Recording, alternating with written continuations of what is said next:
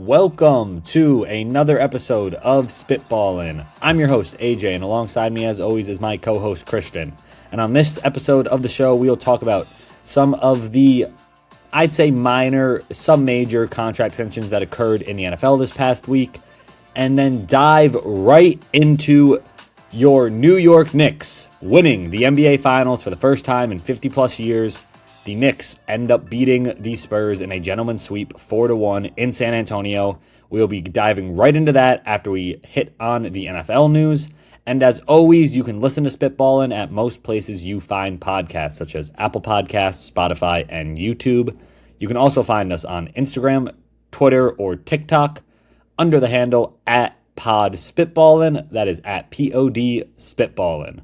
So, getting right into the NFL contract extensions, we see Jalen Coker get a 3-year, $35 million contract to stay with the Carolina Panthers. We see AJ Epinesa sign a 1-year deal with the Philadelphia Eagles after his contract, I guess you could say, negotiations fell through with the Cleveland Browns. Epinesa now finds a home in Philly. And we see Aaron Brewer sign a 3-year, $52.5 million extension with the Miami Dolphins to stay in Miami long term. I believe that these are all pretty good contracts for all the teams involved. I believe AJ Epinesa could be that guy that Philly's looking for after losing Jalen Phillips to Carolina in free agency. Now Epinesa comes in and can hopefully be that edge rusher that they've been searching for since Brandon Graham has retired. And Epinesa is a guy who was drafted by the Buffalo Bills and just really never panned out. He was expected to have higher expectations than Greg Rousseau, and then Greg Rousseau blew him out of the water. So AJ Epinesa really just ended up then kind of falling behind in that depth chart in Buffalo, and now he has a new home in Philly where he will be expected, hopefully, to be a guy that could be explosive for them off the edge on defense. And I also love the Dolphins bringing back Aaron Brewer. Aaron Brewer has been one of the better offensive linemen in the NFL the past couple of years. It's gone very much, my opinion, under the radar purely because he's a center and the Dolphins have sucked. So when you're a good center on a bad team, you really don't get that much coverage, I feel like. But Aaron Brewer has been one of the best centers in the NFL for the past couple seasons. He now is linked to the Dolphins for the next 3 years. And I believe that's a great start to make sure that your new quarterback, Malik Willis, at least has some familiarity at the center position, as you don't want to be in a contract dispute with a guy who in training camp right now is snapping to that quarterback, and then let's say he doesn't want to play because you didn't extend him. Now he has to learn with a whole new center. So I think that is great for Malik Willis and the Dolphins overall. And then finally, Jalen Coker back to the Panthers for 3 years, 35. I think this is a very fair deal for Jalen Coker. It's just over $10 million a year. I don't think Jalen Coker really is going to be such a huge focal point for that offense. However, at the same time, outside of Tedero McMillan, he is probably their best receiver, to be honest. I really don't love Xavier Legette. And they did draft Chris Brazzell this year in the NFL draft. However, he is a rookie. We have to see how he pans out. So I do understand bringing back Jalen Coker just because you do need at least a B option to Tedero McMillan because Xavier Legette has not been that guy, unfortunately. So it makes sense, and I think it's a pretty fair deal for them. Christian, what do you think about these contract extensions in the NFL this past week? And I guess who would you say was the best one? I would definitely go with Aaron Brewer staying with the Dolphins. Well, I mean, Brewer and Coker, I mean, they're both crazy stories. They're both undrafted free agents that, with Aaron Brewer, the Titans took a fly on him. I think it was 2020 he got drafted. I don't know the exact year. He turned out he was a backup for 2 years, became a starter. Dolphins signed him in 2024. It was like a measly, I think it was like 3 years, $20 million. Like it was nothing. And Aaron Brewer's turned into an all-pro center. So he's sticking with the Dolphins. Dolphins are sticking with him. Like you said, it's very much needed for Malik Willis on a team that really doesn't have much. At least you know you have a stud center. And then Coker, I'm not shocked. I mean, 3 years, 35. To be honest, I think they're getting ahead of the curve. I think Jalen Coker has a lot more in the tank we haven't seen yet. In the not the wild card, I think it was a wild card game against the Rams. He had like 150 yards on like 10 catches. He's clearly the number two option, like you said. I've never been a big fan of Xavier Legette ever since he was at South Carolina. Never have been. I don't think he can be a contributor for them at least. So locking in Coker for it's a very team friendly deal, and especially for him making 12 mil a year after being undrafted, it's still big for him as well. And then AJ Epinesa, like you said, there were high hopes for him. He hasn't shown anything. But there's always guys that when they don't show anything, they come to Philly and they show something. So I mean, we'll say. But the best, it has to be Aaron Brewer. I agree. Yeah, and I do agree with that take on AJ Epinesa. A guy like AJ Epinesa who really did not show much before he got to Philly was Zach Bond, and then Zach Bond now is one of the best inside linebackers in the NFL. So we could see Philly develop AJ Epinesa into that player that the Bills were expecting him to be, but he did not get to in Buffalo. So we'll see how that plays out this season. And I agree with the Jalen Coker take there that it is a very team-friendly deal, and exactly he contributed a lot towards the end of the season when he came back from injury. I just do look at and what you said though, it really isn't that crazy of a contract, I guess, so it's more of an overreaction. But he did drop that pass that did seal their playoff fate last year. Just so my opinion, I feel like they should have maybe gone out, and I feel like Keenan Allen's out there still. Go sign Keenan Allen. He'd be a great veteran for Bryce Young to have. But I do understand bringing back a young piece like Jalen Coker to have Bryce Young. He also knows the system too, though. Exactly. It's familiarity. It makes sense to keep him there. I do agree, and we'll have to see if they could take that next jump this year, him and Bryce Young. And now heading to not contract extensions, more restructures and moves. We see Wanya Morris get traded from the Chiefs with a 7th-round pick to the Falcons for a 6th-round pick. We see Patrick Mahomes restructure his contract with the Chiefs. And then we see a great Joel Bitonio retire from the NFL. One of the best offensive guards in the NFL since he came in. I think he definitely, if he did not make it, deserved to make one of those all-decade teams that, for his decade, he was just dominant at the guard position. Unfortunately, during all those years, Cleveland just was never good. But for his 12-year NFL career, Joe Bitonio was a amazing guard for the Cleveland Browns. He was a 7-time Pro Bowler and 2-time All-Pro. I really do believe the Browns are going to miss having him on that O-line, and we'll have to see how they bounce back from losing him this year. And then with the Mahomes restructure, it was a very interesting restructure just because we already know the Mahomes contract. It was the biggest contract when it was signed and the longest for 10 years. However, this restructure now basically now keeps him there for the 2033 season, and it is a record-setting monetary value in the total value being $504 million, and it is a $64 million contract annually now, starting in the 2027 season. I think this restructure was really just to backload the money again, which they did with that first initial contract, so they could now bring in people next year and even just extend guys that are on the roster currently. And it's just also rewarding your franchise quarterback who has won you multiple Super Bowls and will now be coming back from injury and hopefully be able to lead the Chiefs back to the promised land.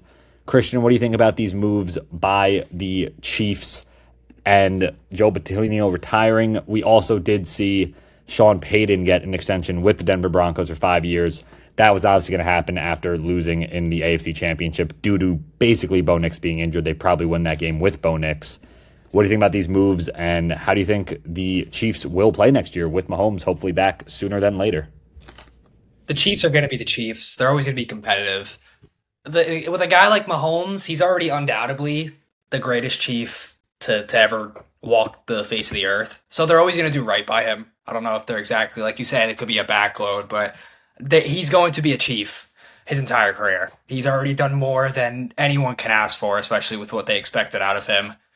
But it should be interesting to see how they, especially like you said, if he can come back early, if Justin Fields can make an impact, even Garrett Nussmeier, if he can even get reps in there. So it'll be interesting to see. I don't expect them to be as bad as they were last year, and even in term, they weren't bad. They weren't getting blown out, but they were losing games they normally don't, which is why they brought in new defenders. They brought in everyone. So it'll be interesting to see how the Chiefs play. Joel Bitonio, like you said, he was a staple of the Cleveland O-line for, I think, 12 years.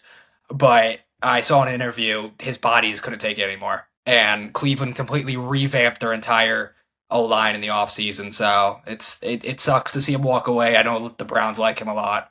And then Sean Payton, it's kind of crazy that in my eyes, it's crazy to see him still coaching. I honestly thought that after what happened with New Orleans, he'd be done, and then boom, he comes back. He's leading Denver back to the promised land now of what they were. I mean, and we'll see. Like you said, Bo Nix stays healthy. I, high chance the Broncos could have made the Super Bowl. So it should be interesting to see the future Denver, especially with Mahomes now. We'll see with the future. They're going to be rivals for a long time. So Yeah, and then touching on two, I realized did not cover the Wanya Morris trade that much. However, I do feel like it's a minor trade. it's just a swing tackle. It's nothing. Yeah, exactly. It's a swing tackle that supposedly he had a lot of turmoil with players in the Chiefs locker room Oh, I and with didn't know that. management. Yeah, I think it was basically just more of then he demanded a trade because he wanted to be a starter, but he wasn't going to start there. Falcons go get a guy now that's going to start for them, and we'll see what he could do for the Falcons. And I don't think it's going to exactly be that major of a move for Atlanta. But hey, if Wanya Morris turns into an all-pro tackle, you can come back to this and tell us we were wrong because we're just kind of throwing him off as just a swing tackle. But heading now to NBA news, we see the New York Knicks win the NBA Finals for the first time in 53 years, led by Jalen Brunson, the captain. The Knicks beat the Spurs in a gentleman's sweep 4-1 in San Antonio. We see the captain, Jalen Brunson, win Finals MVP. This series was genuinely one of the most interesting, exciting series I feel like we've seen in the NBA in a while. I feel like most series kind of were. I mean, last year we had a game seven. This year we did not. And I just feel like the market being the Knicks just made this one more exciting as well, that it's New York and it's just the biggest market there is in any sport. So we see the Knicks win 4-1, and in this series, the Spurs led in every single game, every single one, by double digits. And they just could never close it out. They couldn't get it done. And especially in the game where they blew the biggest lead by a team in the finals in history with 29 points going into the half, the Spurs were not even able to close that game out.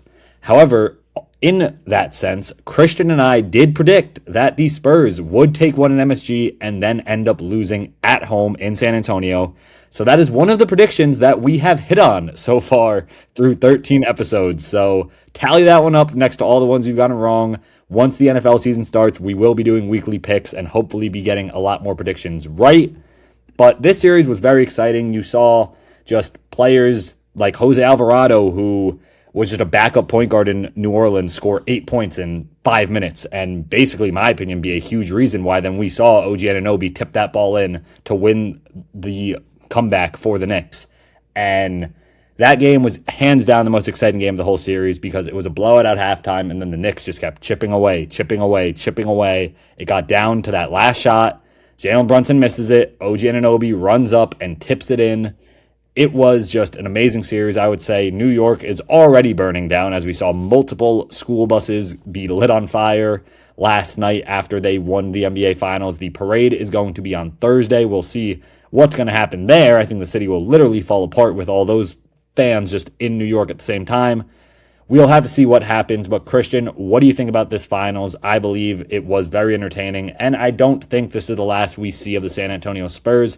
As Christian and I have both said on previous episodes, this team is a carbon copy of the Russell Westbrook, James Harden, Kevin Durant big three in OKC, as it is a very young core. However, the difference is these guys are all at least around for 3 more years until somebody will be due a contract. James Harden obviously then did leave the Thunder more quickly than any of Castle, Wemby, or Harper will be leaving the Spurs. So we will see if they're able to get back, let's say, even next year or just in the future. I think Wemby will be back in the finals. Christian, what do you think about this NBA Finals between the Spurs and the Knicks? It's a very interesting series. I'll say you touched on the fact that this team is eerily similar to that Thunder team. And unfortunately, it took the Thunder 20 years after losing to LeBron. So was it 20 years? Am I facts off? Well, they won in 2025 No, it was last 10 years. year. It was So 10 it years. was It was 10 10 years. years. And the crazy thing is too, just going a little off topic there. The crazy thing is, too, that then James Harden did go to the Rockets after that. LeBron stopped that Rockets team with Russell Westbrook and Harden in the bubble. They then got rid of James Harden, rebuilt to the now Amen Thompson and Alperen Sengun core, you could say, that they have. And then guess what? 41 LeBron James stopped them again this year and are now making them question every decision that they've made. So it is crazy that LeBron James stopped basically two rebuilds by the Rockets, one that did start with James Harden leaving OKC. Yeah, I mean the funny thing about sports is it doesn't matter how good you are. There's a possibility we never see the Spurs in the finals again. There's a possibility. There's also a possibility that they can win 3 finals or 4 finals. That I think with the roster they have, they're very talented. I believe they can do it, especially if they all pan out the way I think they can.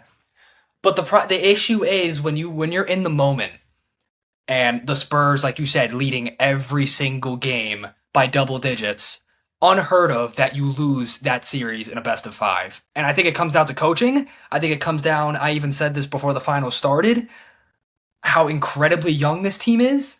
They're very streaky. They're like a lot of young players. They're very streaky when it doesn't matter in the first and second quarter.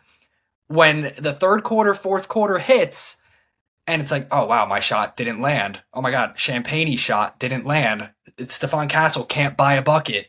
When you're young, even though you're a professional player, this stuff gets in your head. And unfortunately, the Spurs, their one vet, De'Aaron Fox, who they're paying a lot of money to be able to hit those shots that the young guys aren't confident in doing. De'Aaron Fox couldn't do that. He could not do that for every single game. And I truly believe, and it's no hate to any Knicks fan out there, if Popovich was coaching this series, Spurs probably win in 5 games. There is no way in any reality that a coach like Popovich would have allowed a team like the Spurs to blow every single game they played. Maybe one game. But when it comes down to Mitch Johnson, when you have a young team, you can't let your team that's winning by 20 each game just continue to throw up threes. And they're not falling. And when they win it, like I said before, when you're a young team and they don't fall, eventually it's like, wow, I don't want to shoot anymore. And then it goes to Wemby, and Wemby's missing layups, and it doesn't end well. I do believe this Spurs team, they're not, on paper, I think they were the better team, roster-wise. But unfortunately, way too young. You have Stephon Castle, who's making 1 basket a game. You have Devin Vassell, who's a vet, but still very young. You have Dylan Harper, who missed 2 free throws late after having an enormous game, but that happens.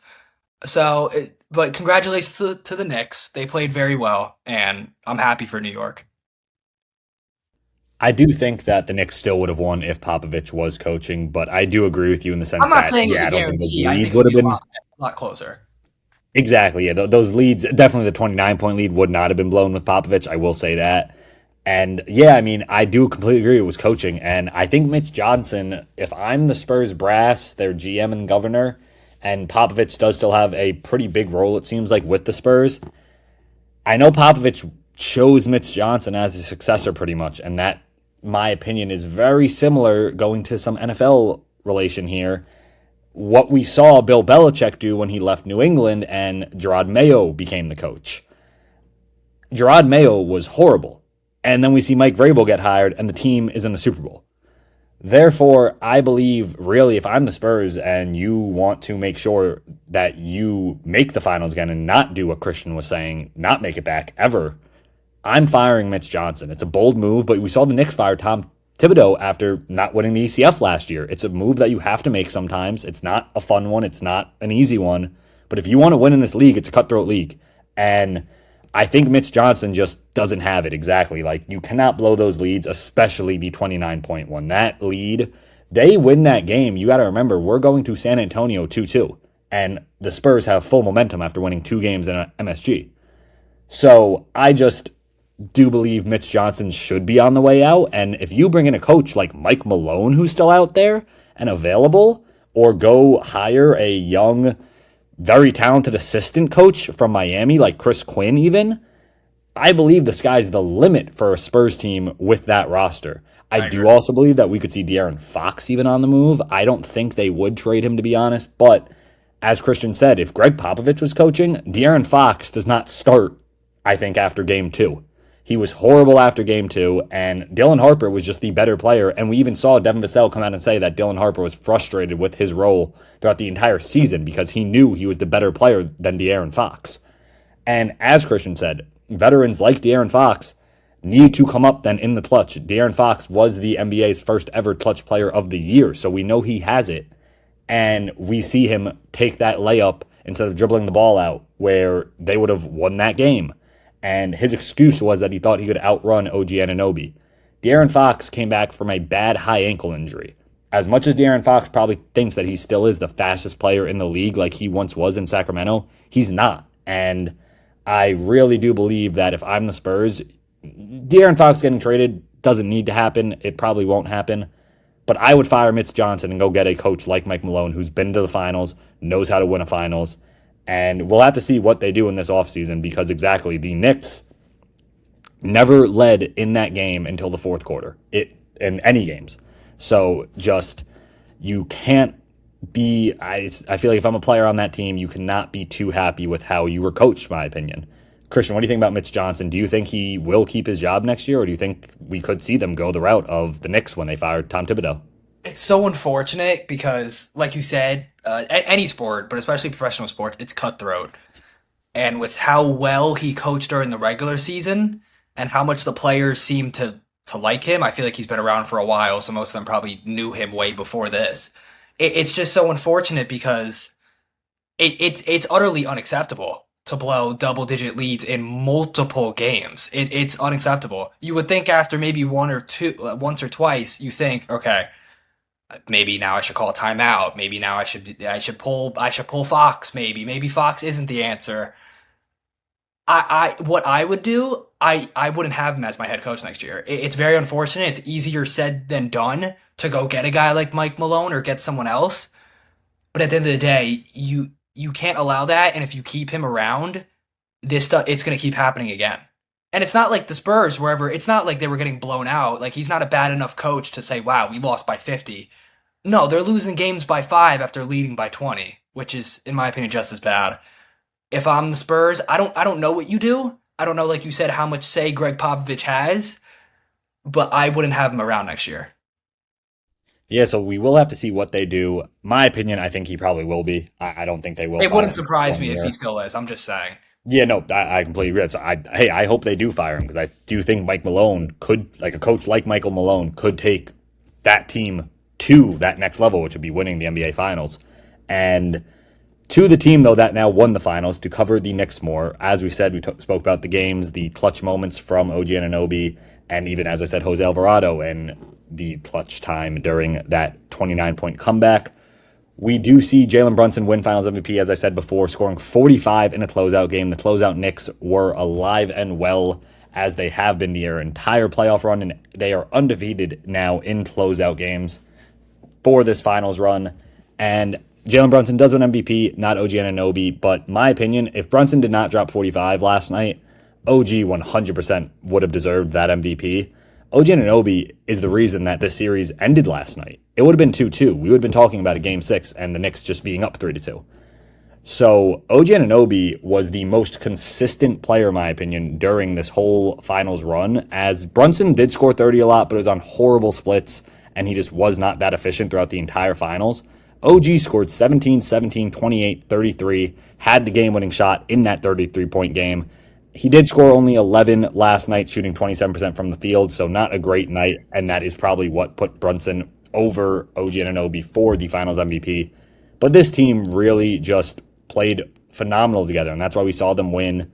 I do believe that Jalen Brunson will have a statue outside MSG one day and have his number probably hanging in the rafters, as Jalen Brunson took a team that the New York Knicks, no matter what New York Knicks, Brooklyn Nets, I don't know, Brooklyn doesn't have the New York name in front of them, but the Mets, the Jets, the Giants, the Yankees, the Rangers, Islanders, Devils, I guess, in New Jersey. New York is such a big market, and when those teams are good, it's just great for the league, even in general. We saw the NBA Finals have the highest viewership it's had in years and break several records during this finals run. And my opinion, that is why Jalen Brunson will have a statue and his number retired, in a sense that he came to this city and reignited that flame that we have not seen in 53 years for the New York Knicks. So congratulations to the New York Knicks on winning the NBA Finals this year. I do think they will be very competitive next year and be in that mix next year to go win it again. We'll see if they're able to do it, though, with a much more powerful East next year. This year, they did get to avoid the Pacers as Halliburton was injured. They did get to avoid the Celtics as Tatum did not come back later. And teams like the Miami Heat, who are sometimes in it, and even the Atlanta Hawks just were not good this year. And we will now see the Washington Wizards possibly be a new force in the East with Trae Young and Anthony Davis, and most likely, I believe, AJ DeBonsta will be their number one overall pick. So the East will be a lot tougher than it was this year, but still, the Knicks did it. It was the cards they were dealt, and they won the finals with them. And moving on now to a game that we'll be playing here at the end of this episode. Christian, what do you have planned for me? Okay. Now, the game we have is Super Bowl runner-ups from 2016 to 2026. So the last 10 years of the Super Bowl losers, basically, but it just sounds better, Super Bowl runner-ups. So, AJ, we are going to start with 2016. Who is the runner-up in 2016? Okay, 2016, I know that was Super Bowl 50 because that was like the whole gold year, I remember. And it was the Panthers. So that was the year that Peyton Manning won with the Broncos, and I remember Cam Newton did not jump on that ball. That is correct. Carolina were the runner-ups. Denver won that year, 24-10. Now we have 2017. We all remember 2017, unless you're a New England Patriots fan, very well, in the sense of I can't believe that happened. If you're a New England Patriots fan, you're very happy that happened. The Falcons were runner-ups after blowing a 28-3 lead. Very true, Atlanta fans. Similar enough to Spurs fans, funny enough. Now, 2018. That is where we almost saw New England would have been a three-peat, because then I will say I know the next year was then when they beat the Rams, so the Rams were the runner-up that year. But this is where we saw the Patriots be the runner-up because Philly, Nick Foles was able to beat Tom Brady. That's insane. 2019, you already said it, I believe. When did you say? Yeah, it was the Rams, right? Terrible Super Bowl. Now, that was a very defensive Super Bowl, so if you're a fan of defense, it was good, but it was just, what was it, like 13-3 or like 10-3? Basically just showed that Jared Goff was not that guy. Not who anyone thought he was without Todd Gurley. Yeah. Now, 2020. This was the... Yeah, this is the start of, because I would say, was this COVID yet? But no, this is before COVID. So this wasn't I was going to say the Chiefs at first, so that was the Bucs Chiefs. This was the start of the Chiefs dynasty when they beat the Niners, so the Niners. Very true. I believe the Niners at one point were up. It was 20-10 at one point, and Kansas City roared back. Now, 2021. That was the COVID Super Bowl where we saw the Bucs and Tom Brady in his first year there win it in Raymond James Stadium. So the Chiefs were the runner-up. Yeah, so the year we saw Kansas City completely revamp their line the next year. Won them 2 Super Bowls after that. Now, 2022. 2022. Oh, that was when we saw back-to-back home teams win in their own stadium. That was the Rams and Bengals. So it was the Bengals that were the runner-up, all because of what we see still to this day. Joe Burrow just is not protected at all during his whole career, to be honest. He wasn't even protected that year. Now, 2023. That was the... That was the start of the Chiefs' almost three-peat, where we saw them beat the Eagles, and it was that controversial James Bradbury holding call on Juju Smith-Schuster, but that is what ended up winning them the Super Bowl. Controversial, I see. 2024. This was the Niners and Chiefs again, and the Niners could not get it done again. That is very true. Now, 2025.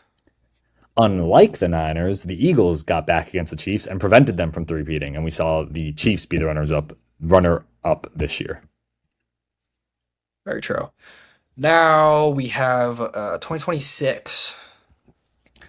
Most recent one where we saw probably the worst game we could have seen because Bo Nix was hurt. We saw the Patriots lose to the Seahawks as they just realistically should not have been in that Super Bowl, it seemed like. Yeah, funny enough, call me crazy. The New England and Broncos eerily similar to the Thunder and Spurs this year. Eerily similar. Yeah, no, yeah, definitely very similar in the sense of, yeah, getting there with a young core and then you got to see if you can get back. J-Dub is eerily similar to Bo Nix. I'm just gonna Yeah, say. yeah. And yeah, that is going to do it then. As I was pretty shocked to be honest that I got all those. The one I thought I was going to forget, but then I remember was the Rams one. That Rams one I feel like is such a forgettable Super Bowl just because of how boring it was. Yeah, I'm not surprised. I thought you would have got all of them, but yeah. Yeah, all right, guys. Well, this is going to do it for this episode as we round it out. Congratulations once again to the New York Knicks on winning the NBA Finals, as that is it for the sports that we cover. The NFL, obviously, we started this podcast during the offseason, so we have not had any NFL live action, and then we started covering the NBA playoffs, and now that has concluded with the New York Knicks being champions. So we will be coming back to you next week covering NFL and NBA news. And we will also be having a update about a potential break next week. We will be deciding on that during this week while we discuss what we're going to talk about next on next week's episode, just because we have now hit the all-time lull of the sports that we talk about here on Spitballin', as the NBA has hit its offseason and the NFL has been well into their offseason, and all the exciting stuff such as the draft and free agency has already passed. So I do hope that you enjoyed this episode. There will be one more episode before that potential break next Monday. And before we leave you, as always, we will be leaving you with one last spitball. And my spitball will be for this episode that I believe that the Washington Wizards will be the 3 seed next year in the East. I think Trae Young, Anthony Davis, and AJ DeBonsta will be a amazing core, and they have just great role guys around them like Bub Carrington and Alex Sarr. Christian, what is your one last spitball today? Funny enough, that is not even that crazy of a take. I'm gonna go with, ooh, let's just say, ooh, this is hard. I'm gonna say that the Thunder are going to win again next year. Okay, that is a pretty bold prediction, as I think the Thunder, I guess they weren't healthy, so yeah, we will see if they are fully healthy, they can make it out of the West again, but I just feel like, I don't know, as you said, like, will we see them get back there after they did win, and they didn't, it took them 20 years to get back there. So, Very true. Very or true. 10 years, right? It was 10 years? So 10 years. That's why it's a spitball. That's why. Yeah, that is exactly why we do this. And I do realize we both did our last spitballs, but there was one more thing I wanted to include. On a previous episode, I do remember us saying that when the Cavaliers were versing the Knicks in the conference finals, how James Harden, when he was on the Clippers, there was that commentator that called him the problem, not the system, as James Harden likes to call himself. And it was proven again. James Harden was the problem. James Harden was just James Harden. He could not win a playoff series when it mattered, and we'll have to see what the Cavaliers do with James Harden, as it's looking like he's going to get an extension, and we will see how that team looks next year, as they will be looking to get back to the ECF again. That will do it, though, for this episode. I hope you guys enjoyed episode 13 now here on Spitballin'. As always, you can find us on Apple Podcasts, Spotify, and YouTube. And you can find us on social media under the handle @PodSpitballin' on Twitter, Instagram, or TikTok. And as always, everybody, keep spitballing.